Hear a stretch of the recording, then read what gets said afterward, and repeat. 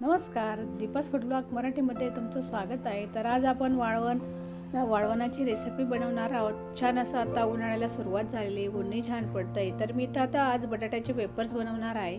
तर मी तर 4 किलो बटाटे घेतलेले आहेत.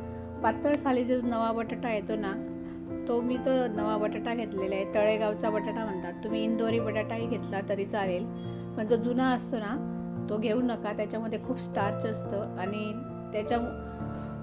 याच बटाट्याचे वेफर्स छान पांढरे शुभ्र येतात.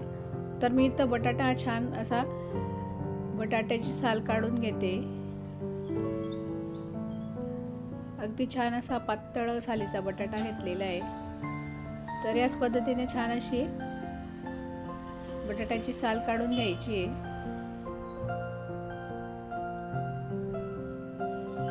अगदी उन्हात न वाळवता आपण सावलीतच वाळवणार आहोत आणि अगदी वर्ष ते 2 वर्ष टिकणारे बटाट्याचे कुरकुरीत वेफर्स आपण इथं बनवतोय. अगदी फॅनच्या हवेखाली वाळवले तरी छान वाळतात हे वेफर्स. फक्त त्याला 1 दिवस कडकडीत ऊन दाखवायचं आहे, म्हणजे आपण वर्ष ते 2 वर्ष बटाटे हे वेफर्स टिकवू शकतो. तर मी आता याच पद्धतीने सर्व बटाट्याची साल काढून घेणार आहे.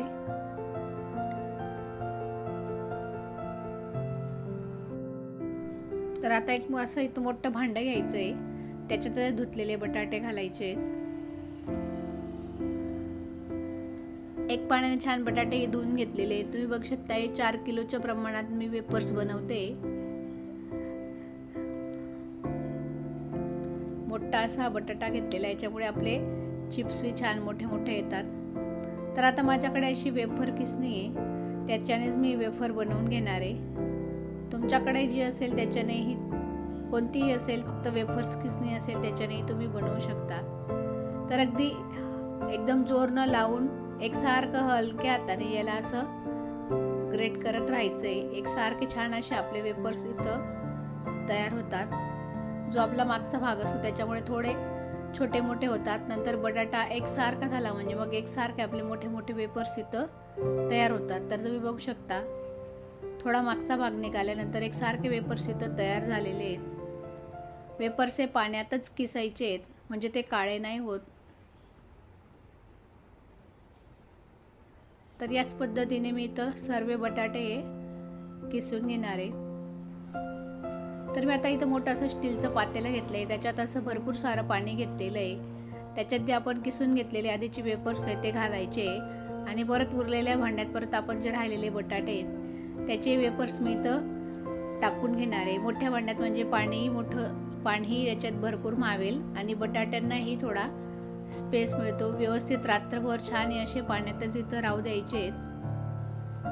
तर आता परत राहिलेले बटाटे मी सर्व किसून घेतलेले आहेत. तर तुम्ही बघू शकता छान असे इथं आपलं आता पातेलं फुल भरलेलं आहे.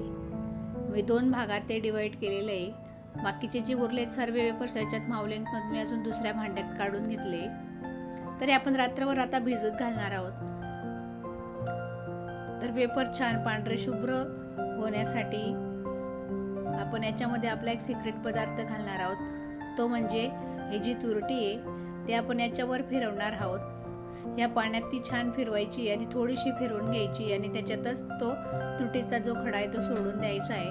तो पाण्यात छान विरघळतो आणि रात्रभरात आपल्या वेफर्सना छान असा कडकपणा येतो आणि जो त्याच्यातला जो स्टार्च तोही निघून जातो आणि पांढरे शुभ्र आपले वेफर्स इथं तयार होतात. तर मी रात्रभर आता असंच झाकून ठेवणार आहे आणि सकाळी आपण हे शिजवून घेणार आहोत.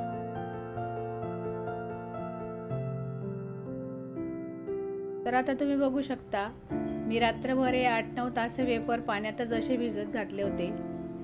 छान असे आपले वेफर पातेल्यात पाणी उकळायला ठेवलेलं आहे. अगदी मोठं पातेलं घेतलेलं आहे. त्याच्यात चवीनुसार मीठ घालायचं आहे. मी इथं 2 चमचे मीठ घातलेलं आहे. जास्तही मीठ घालू नका, सुकल्यानंतर आपले वेफर्स नाही तर खारट होण्याचे चान्सेस असतात. म्हणून तुम्ही तुमच्या आवडीनुसार मीठ घाला, अंदाजानुसार. पाण्याला छान खडखडीत अशी उकळी येऊ द्यायची आहे. त्याच्यानंतरच याच्यात आता मी वेफर्स घालणार आहे. तर आता पाण्याला आपली छान उकळी आलेली आहे. याच्यात मी आता वेफर्स घालून घेतलेले आहेत.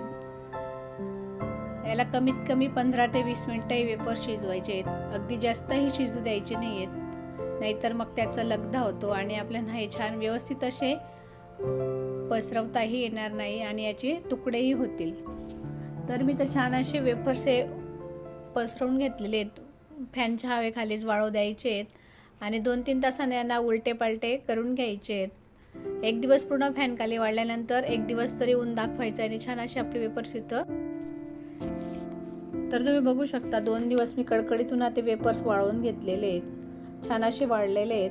फक्त आकाराने थोडे छोटे झालेले आहेत. वाळल्यानंतर वेफर्स असेच होऊन जातात, पण तळल्यानंतर पुन्हा अजून छान असे मोठे होऊन जातात. तर मी आता लगेच इथं वेफर्स तळून दाखवणार आहे तुम्हाला. तर आता एक कढईत इथं छान कडकडीत तेल गरम केलेलं आहे, त्याच्यातच लगेच वेफर्स तळून घेते. तर मस्त असे आपले वेफर्स आहे, किती छान असे फुललेले आहेत, अगदी पांढरे शुभ्र असे दिसत आहेत. फक्त सुकून त्याचा आकार लहान होतो, पण तळून अगदी छान असे आपले टपोरे असे आपले वेफर्स इथं फुललेले आहेत. तर तुम्ही बघू शकता अगदी कुरकुरीत, अगदी पांढरे शुभ्र मस्त असे आपल्या इथं बटाट्याचे वेफर्स तयार झालेले आहेत. अगदी घरगुती पद्धतीने आपण बनवलेले आहेत. तर कशी वाटली तुम्हाला रेसिपी आवडली असेल तर रेसिपीला एक लाईक नक्की करा आणि अशाच नवनवीन रेसिपीसाठी चॅनलला